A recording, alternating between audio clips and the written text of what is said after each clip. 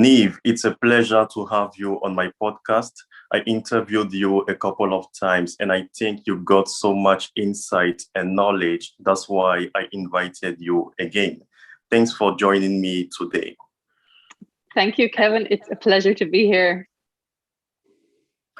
Today, I want us to talk about self-esteem. But before we jump into our topic, can you please introduce yourself to those who don't know you? Who is Niamh? Sure. Sure. So first of all, my name is Niamh, but it's pronounced Niamh. It's an Irish name.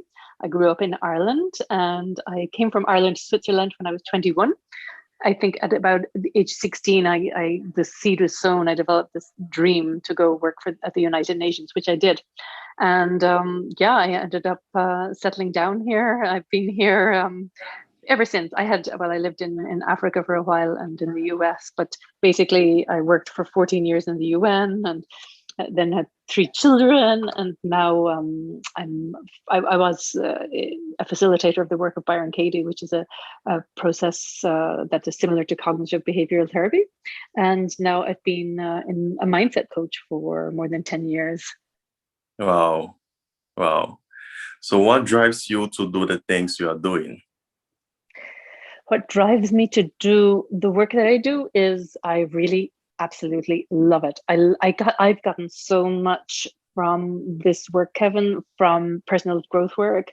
I've come a long way myself in my own journey, and I just want other people to experience the shifts that I've experienced. And I love working with clients. I love seeing them shift. I love helping them to feel better and also to go after their dreams, to get clear on what they really want, and just to know that it doesn't, if people that are struggling, that it doesn't have to be like that you have so much power inside of you to change your circumstances. So I want the world to know, basically, as cheesy as it sounds. I want the world to know. I want as many people as will listen to me to know that you have the power to to turn your situation around always.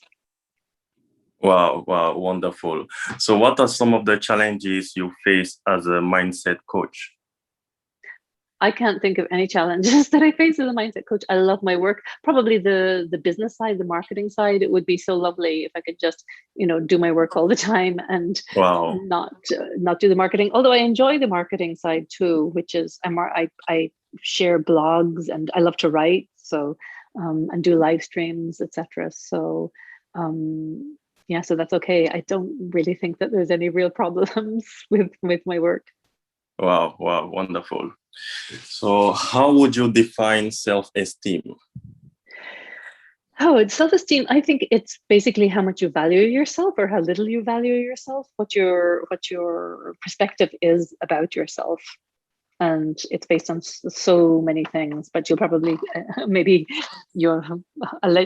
we won't go that deep into it. I'll just follow your questions before diving deeper into that topic. Yeah. Okay. Is there a difference between self-esteem and self-confidence? Yeah, I saw that question you sent me before our interview, and it's really interesting. I do believe there is. I think that you can feel self-confident in some situations and not in others. Some people appear very self-confident or might be able to speak on stage or easily chat with others, but have very low self-esteem. So I do believe it's different. I also believe that you can develop both, but they're not the same thing. They're not the same. Wow. I'm learning something new today. What are the factors? I mean, it depends. It depends on the situation, really. If you think about it, you might yourself, Kevin, think that you're confident in some situations where you feel at ease, and other situations you're not so confident. But you can develop confidence through practice and repetition. And then there's other things, like with self-esteem, it's more your belief about yourself. Wow. Yeah. Oh, that's true. Mm-hmm. What are the factors that can affect someone's self-esteem?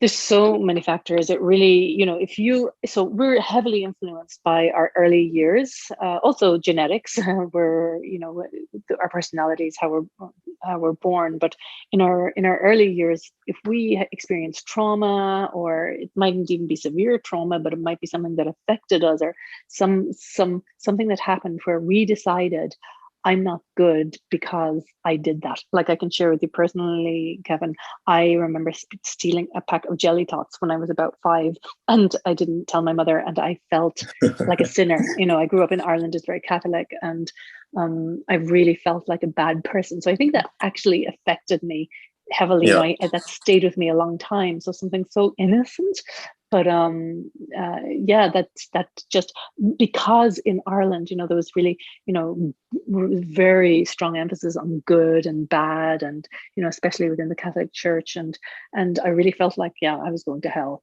I was, yeah. So I think that affected my sense of self, my value of myself at an early Wow. age.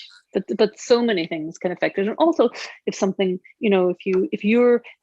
if it depends 100% on what your beliefs are about yourself. So if you're believing that I am successful and I'm only worth something if I become, if I get a degree, a university degree, or if I succeed in becoming a doctor like my parents wanted me to be, or it's really, it's very individual, and it's I often ask clients, what is your definition of success? What is success for you?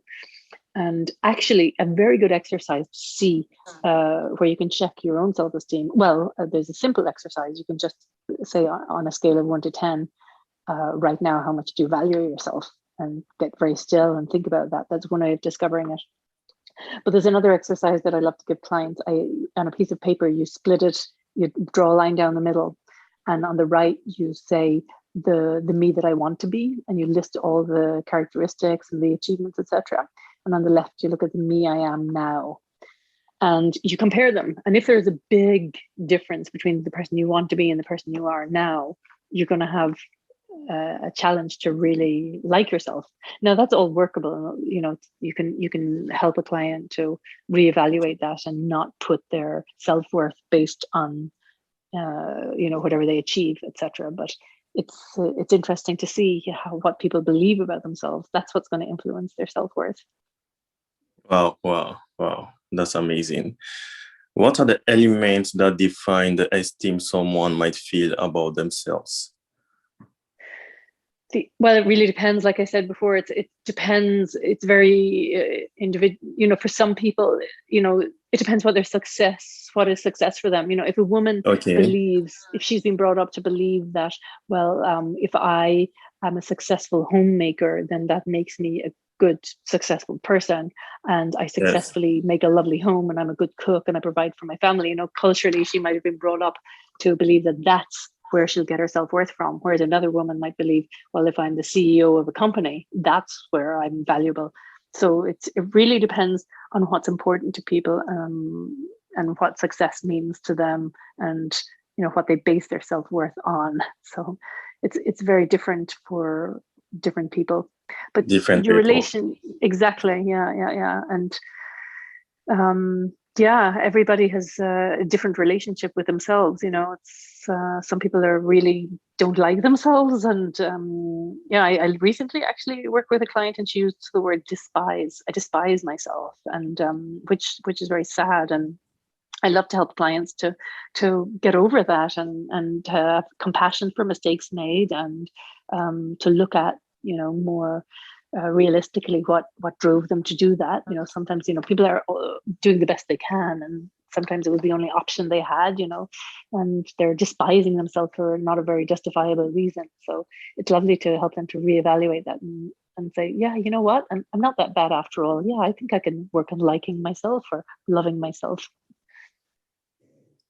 I think it's Okay. really important work as well, by the way, because you're with yourself all the time, and your relationship with yourself is the most important relationship. It's more important than any other relationships. And also, frequently, what happens, people that don't like themselves, they look for their needs to be met externally from others, and which results in codependent relationships and dysfunctional relationships. So it's very important to have a healthy relationship with ourselves, so that we're not looking to get those emotional needs met outside of ourselves. Wow, wow, wow. I completely agree. Mm. I know most people develop low self-esteem in their childhood. So how can parents help their kids improve their self-esteem? Yeah, I think one very important thing is to listen to, and this is a work in progress for me, but I think I'm better at it than I used to be. I know that it's really important to really listen to a child and what they're feeling, what their experience is, what their opinion about things are, and to let them know that they have a voice, their voice counts, they're valuable, that they're worthy of, whatever it is they want. I don't mean that in a spoiled way, as in if they want 100 Swiss francs or something, that they get it without, earning it, but that they're basically, that they should be seen and not heard is no. I don't agree with that. Be respectful, but to really listen and understand them. And the biggest mistake that we parents make is needing our children to we have a vision for our children and it's our vision, and that's not fair to impose that on a child. It's to respect whatever their vision for themselves is and to support them to have the confidence to follow the path that they want to. Obviously we guide them, and we can, we have the experience, the advantage of experience and in years, but I think it's just supporting them to find their own way, and to help them to trust themselves as well. I make that mistake too sometimes, and not trusting my kids enough to figure things out. When we're micromanaging or rescuing, etc., we're not helping them to develop the tools to trust themselves, to learn to trust themselves and be independent. Wow. And from an individual perspective, how can someone improve their self-esteem? Well, there's so many ways. I would say, well, work with me. No, I'm joking. But the best way is to work with a coach or a therapist to look at first, well, why is it? So if, for example, a person says, I really don't like myself, to first identify, well, what's the reason for that? What's the reason? And depending on the reasons, that's where I would work with a client. If they say, well, because I'm thinking of a past client that, well, my husband left me, so I'm not really, I'm not worth it. I'm worthless, obviously. That they had equated, the relationship breaking down, which relationships always often do, but they had made that belief, which is a false belief, that somehow that made them less than or not worth it. So it's to question that and say, is it true that makes you, worthless or worth little? And to help them to build up their belief in themselves again and realize, no, that actually is not true at all. And to get a more realistic view. There's often a lot of confusion, really beliefs that are false, that don't make any sense, that people will, put themselves down. So it really depends on what the reasons are for the person not having high self-esteem. I'd start there. But then practical tools, it's journaling exercises to value themselves, like 10 reasons why I'm a valuable member of society, or it really depends on what their belief is about themselves. Look at the opposite of that, to find evidence of the opposite of whatever negative beliefs they have about themselves. And then it's also, I'm a great believer in discipline and scheduling, practical things like that a person's going to feel good about themselves if they are disciplined and they are achieving things. So, getting out of bed at the same time every day, having structure in their day, and sport, some kind of body movement, eating well, taking good care of themselves. Those are just basic things. Being in nature a lot, limiting electronics, limiting social media. They're just very simple things, but they're key. They're the key foundation. Somebody who cares about themselves is going to eat well and take care of themselves. If you don't care about yourself as much, you're going to numb out and you're going to abuse your body often in some way, through food, through alcohol, through some other addictive behavior. And so if you have that tendency with self-love, you're going to do what you need to do to get help for that, because you're worth it. It's like, no, I don't want to feel like that, and I'm challenged here. So you'll seek help because you care enough about yourself. So there's so many tools. Affirmations is a simple tool, but it's not. People are not going to. It takes a lot more than positive affirmations.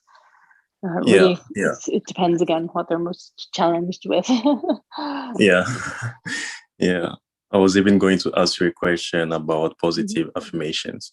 So, do Mhm. you think the people we surround ourselves with can affect our self-esteem?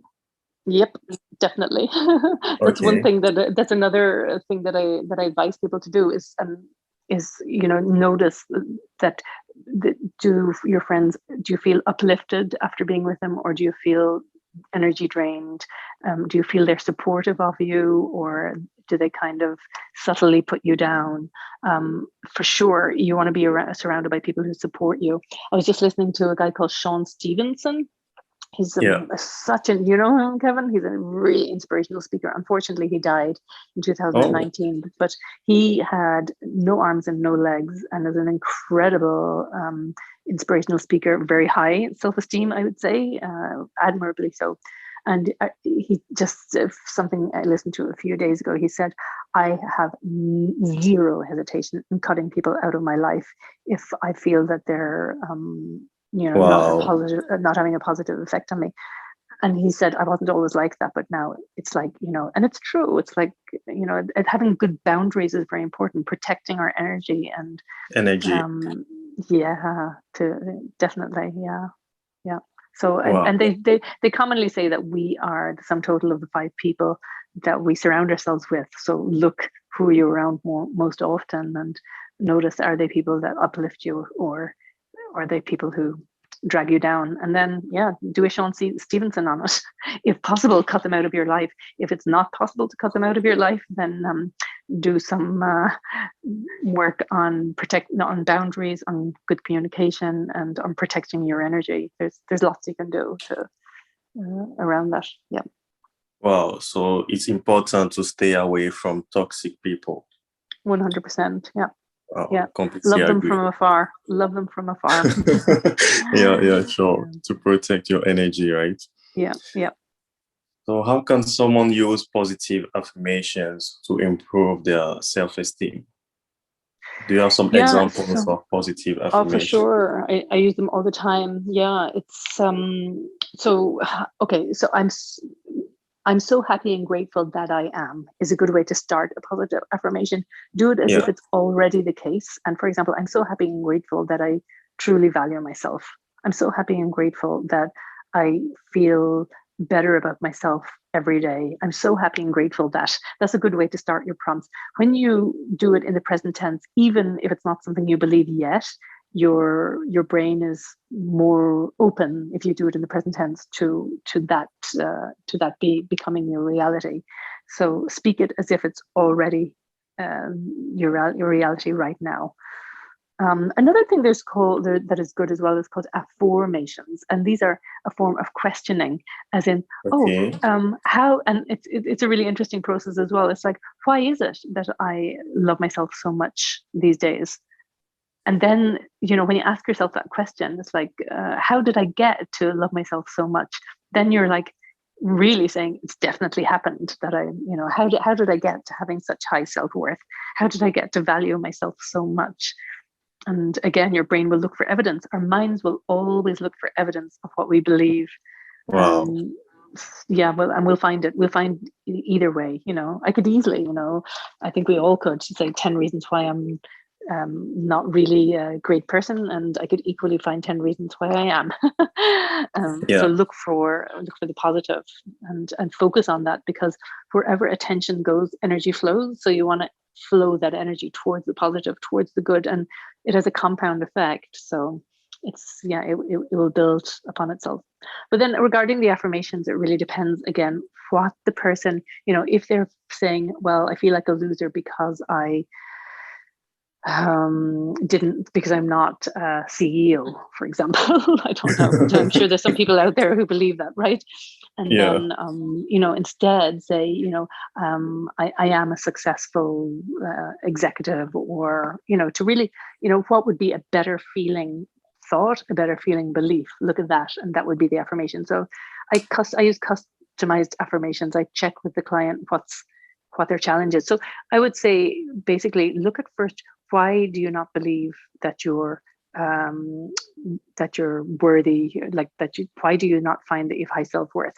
find those reasons and then say, okay, how can I reframe those beliefs about myself to believe that I actually am a good person. I am also, growth, having a growth mindset is very important. There's a great book called Mindset by Carol Dweck.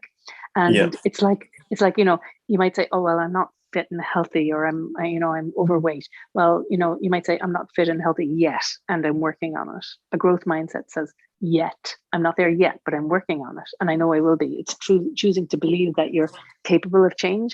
If you have a fixed mindset, and this is what I used to have, I just didn't even realize. I thought I was just born like that, Yeah. and wired like that, that Wow. and then I realized afterwards, oh, wow, I can actually change this, which I did. Yeah. Yeah, Yeah, I can improve myself. totally. Wow, wow, that's amazing. And what are the signs of low self-esteem? How can you know that someone has low self-esteem? Yeah, there's many signs. Again, there's different forms. Everybody's so different, but I would say for sure, if somebody has got addictive behavior and they're abusing themselves in some way, that's clearly a sign of lack of self-love, or that some trauma needs to be dealt with, to be processed. So a Yeah, good therapist or coach will help, can help to process that trauma and release it, to figure out why is the person abusing themselves in some way, anorexia, bulimia, so many different forms of abuse. So that's one clear sign of low self-worth. Other signs would be, I guess, not if you're not believing that you're deserving of or worthy of achieving something that you really want to achieve. If you think, oh no, who am I to do that? I'm just a person, that's not so important. That would be a sign of low self-esteem. Also, I guess if you're withdrawn and not confident, which is different to being shy. I think you can have good self-esteem, but feel, like a quiet, shy person. Doesn't necessarily mean you have low self-esteem. I wow. think there's, especially as I get older, I realize that I actually like a lot of alone time, and yeah, I guess if you're really low confidence in company, it would be to question, well, why do I have low confidence in company? What am I believing about myself that I think that people won't be interested in me, and what would I need to be believing in order to believe that they are interested in me, for example. Yeah, yeah, yeah. Would be the main ones. Wow, wow. So what advice would you give to someone with low self-esteem? I would say definitely work on it. Either, if you can afford it, hire a coach or a therapist. But otherwise, there's so much free stuff on YouTube, Kevin, as you know, where Yeah, just always have personal growth work in your ear. There's so many great teachers. So listening, to podcasts as well. Yeah, work on it. Also with books as well. There's some great books. I don't know, for women there's one called You Are a Badass by Jen Sincero. I love her books. That's for women. I'm trying to think of a general one. Like, there would be the classics. So like Tony Robbins has a book, Unleash the Power Within. Not the giant. yeah, Unleash the Power Within. He's like a yeah. giant, but there's so many great books out there. Read. Exactly, out there, read, and also just journaling, looking at, well, why is it, first of all, why do I not value myself? Write that down, and then look at, well, how can I shift that? And I would also recommend the book Mindset for developing self-esteem, because the book Mindset, it's so many examples of, it's true that I can better myself. And there's lots of research around that. And the first step is really believing that it's possible for you to improve yourself. And I would recommend discipline and habits, looking at having structure in your day. And there's a great book called Tiny Habits by BJ Fogg, because it's recommended that we just do incremental small and doable changes. Or Atomic Habits by James Clear is another great book. All these books around structure and habits, I think, really help us to develop, habits. Success is a habit. So it's like, what habits would Wow. support me in feeling better about myself? And definitely put sport in there, and eating well, and getting sunshine, and getting nature. Yeah. Wow, wow, wonderful. Well, thank you so much for sharing your thought on self-esteem. That was amazing. You're welcome. It was a great pleasure, Kevin. Thank you. I'd No be happy if problem. anybody has any questions. Yeah, don't hesitate to reach out and ask me. Yeah. I'd be happy to Thank you help. so much. Yeah, thank You're you. welcome, Kevin. Take care. Bye bye. Take care. Bye.